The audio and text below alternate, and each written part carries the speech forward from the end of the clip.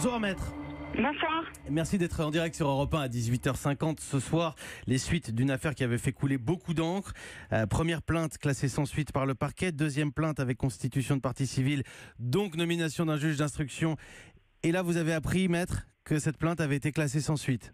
Alors en réalité, elle n'est pas classée sans suite. Donc la juge en charge la vice-présidente en charge de l'instruction a rendu ce que l'on appelle une ordonnance de non-lieu à informer. En matière criminelle, on ne peut obtenir ce genre de choses que si il est manifeste que les faits n'existent pas. Le défaut de consentement ne suffit pas à caractériser le viol, peut-on lire. Ouais. C'est incroyable d'écrire une chose pareille. Je veux dire, c'est incroyable d'écrire ça en droit.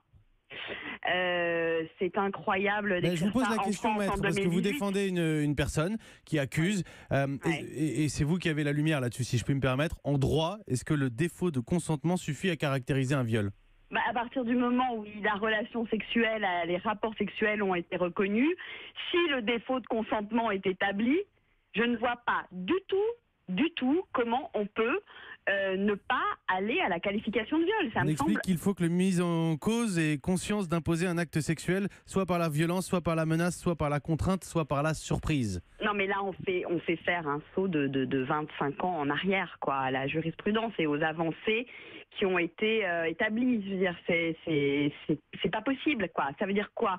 Ça veut dire que, par exemple, un homme qui viole une femme en étant lui-même sous l'emprise de la drogue ou de l'alcool et donc qui a une forme d'inconscience ne pourra plus être condamné pour viol.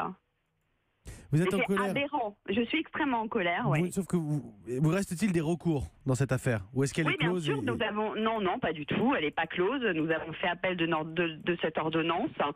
Ce sera à la chambre de l'instruction d'estimer si cet appel est recevable ou pas et d'estimer ce qu'il fera de cette ordonnance de non-lieu qui est tout simplement inacceptable. Maître Élodie Tuhaillon-Simon, je voudrais vous poser quand même cette question très simplement. Est-ce que vous avez l'impression, vous, que ce dossier a été évacué ? Puisque quand même, on va rappeler aussi que cette décision a été prononcée le 15 août. Oui, bien sûr. Je veux dire, il y a une semaine dans l'agenda judiciaire où il est traditionnel, habituel, que l'on ne prenne pas de décision, que l'on ne se signifie pas d'acte entre avocats, que l'on ne notifie pas aux parties, sauf urgence, ce qui n'était absolument pas notre cas. C'est ce qu'on appelle la semaine du 15 août, quoi. Je veux dire, c'est la permanence vraiment judiciaire à minima. Il n'y avait aucune urgence. C'est tout simplement scandaleux parce qu'en plus c'est notifié, donc c'est adressé un jeudi. Ça part un jeudi du cabinet d'un juge d'instruction, ce qui signifie que ça arrive un samedi dans un cabinet d'avocats. Donc vous voyez un peu l'histoire, quoi. Merci maître. Je voulais qu'on en reparle, maître Élodie Tuhaillon-Ibon, puisque effectivement cette affaire avait fait couler beaucoup d'encre. Il y a eu une conclusion à cette affaire au cœur de l'été, mais vous l'expliquez bien ce soir sur Europe 1. Il y aura des suites judiciaires. Merci beaucoup d'avoir réservé vos propos pour Europe 1 ce soir.